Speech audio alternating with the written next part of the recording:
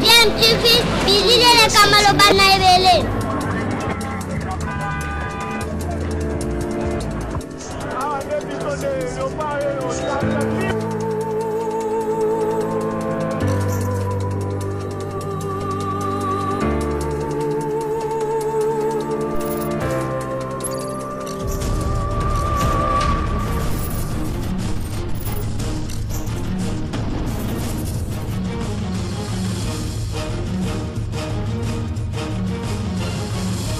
DMTV toujours en avant. Balande DMTV mbote nabino esengweza toujours na ngambu na biso poto ebike boza ebele o boza kolanda biso na chaîne na YouTube na bino DMTV bo ebike DMTV melaka bino masolo ya actualité mais to proposaka na bino pe ba analyse na ba réflexion sur actualité to pe ba faits sociaux to ba réalité o toza ko vivre na mboka na biso République démocratique du Congo. Tambola na mokili mona makambo ndenge bakolo baloba lelo nini lekani na commune ya Bandal ndenge baloba kaka obike DMTV to proposa na bino ba faits sociaux pe na ba réalité moko tokutani nango lelo na commune ya Bandal nini lekani peut-être que boyoka kisango yango na ba réseaux sociaux ba photo ba vidéo ezali ko circuler. Qu'est-ce qui s'est passé na commune ya Bandal batiaki nini ba plaçaki nini interprétation à batu est-ce que zali pe bongo vraiment ba confirmation batumsu baza ko confirmer est-ce que zali vraiment ya bongo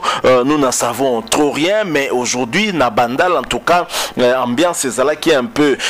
moi matata batu bazala qui agité et pour cause na avenue Munene ya Bandal boyebi ke zala avenue Kasavubu et traversa pratiquement ba commune ebele kobanda na Kitambo et Kenda ti kobima na commune ya Gombe na boulevard du 30 juin pa wapi kutana pe na partie nango ya Bandalungwa il s'est passé quelque chose juste aux environs ya Bakaya au pona baoyo babengi et baebi Bandal bien pardon mais qu'est-ce qui s'est passé na mukolo ya lelo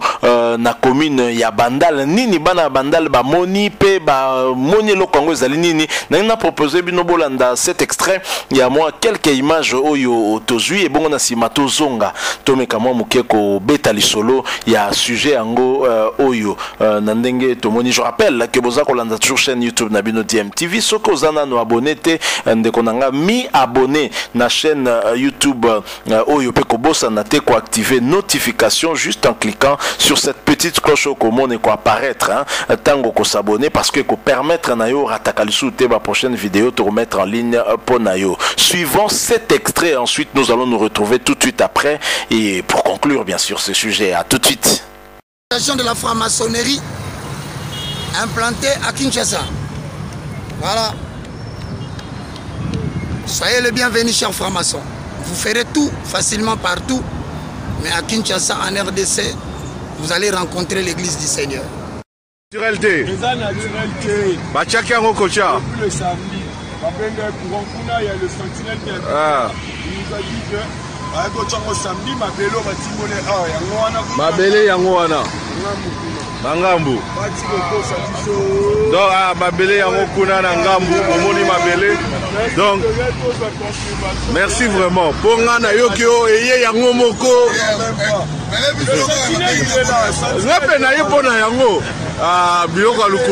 La RDC appartient à Dieu. Voilà. Bien aimé dans le Seigneur et lesquels biso. Bozomon a déjà un statut. Comment est-ce que la pyramide ouana je crois bandeko belé ba yebi on a bamboka belé ba yebi pourquoi est-ce que franc-maçonnerie a posé ka pyramide ouana na bamboka biso to yebi mboka ezala ki dédié pa na Nzambe président de la République a dédié mboka pa na Nzambe yemoko na stade nani siko la mugi na tongo nani ngoko leka yé aye na Bandal apo o ya l'équipe président alobi ke na l'équipe président o ya pesi Congo pa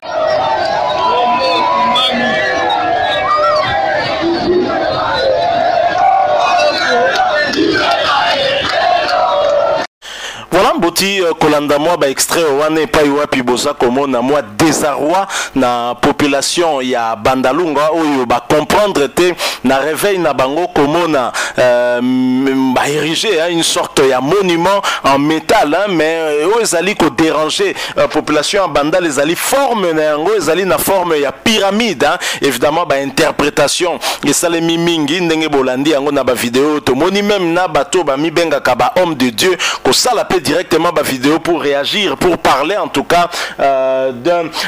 nabasigne moko satanique au Batiwana. Il y a Bolandi notamment Roger Baka na ma vidéo te proposer bino bokinde bazako parler des faits sataniques sans pour autant chercher à savoir le pourquoi du comment. Ba nini le kani nani atia ki yango et pour quel motif bango directement bazali ko la interprétation oyo bazali ko la paix et inciter la population en tout cas ko la obomoni wana notamment ya ko tumba finalement pyramide wana tobenga yango na bongo. Mais qu'est-ce qui s'est passé le matin de ce mercredi 17 février na commune ya Bandalunga, notamment na Bakayao na place wana ya Bakayao, parce que population la mouki écoute que ba écoute ko placer lokomoko yo bango batika kite tango balala qui et suscité en tout cas plusieurs interprétations mutamtabani koloba makambo na andenge na ye tango batu ba découvrir na place Bakayao en fait ezali ko s'apparente na peut-être ezali sous forme ya pyramide. Population lokola ba yeba kite nani tiaki yango nesika wana ba interprétation et bandi et belé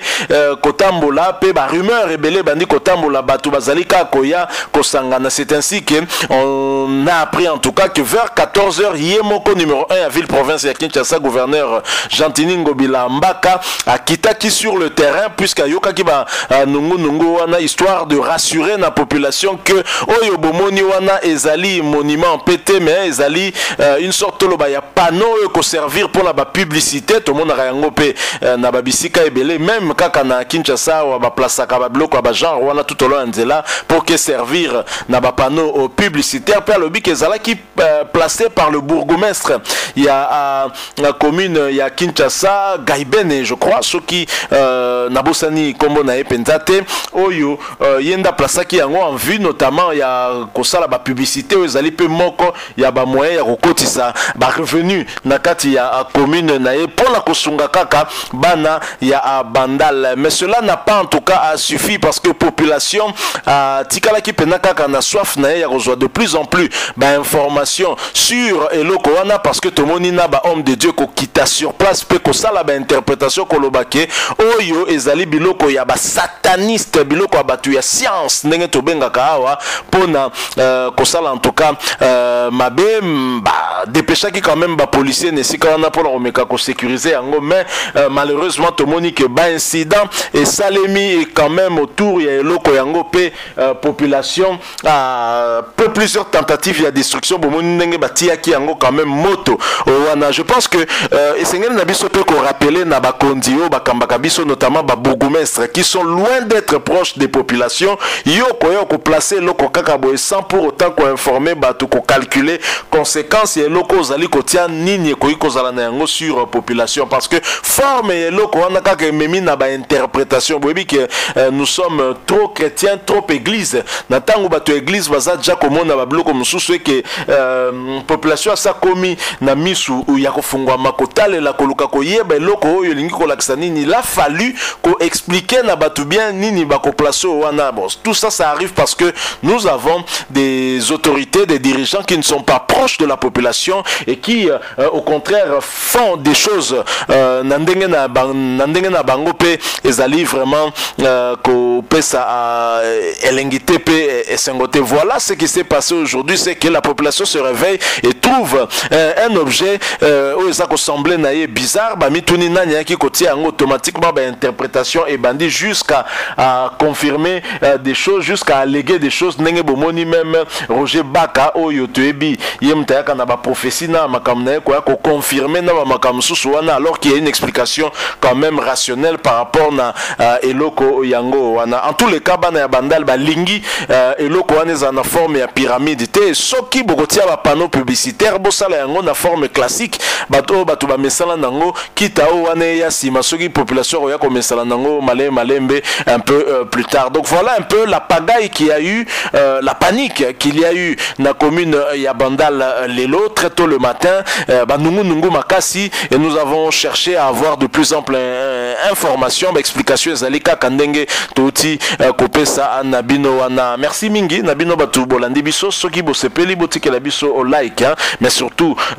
n'oubliez pas de nous laisser aussi un commentaire commentaire ceux qui vous ont un point de vue et à exprimer ton opinion ou beaucoup partager nabiso. Merci aussi il y a commis abonné na chaîne Nabino DMTV et une fois que vous s'abonnez na chaîne Oyoko Bossanate ko activer notification en cliquant juste sur la petite cloche qui apparaître tant que vous s'abonnez parce que ko permettre nayo au ratakali sous-souté ma prochaine vidéo to ko proposer nayo. Nous espérons vous retrouver très prochainement avec un autre sujet d'actualité. En attendant, portez-vous bien et DMTV vous dit au revoir.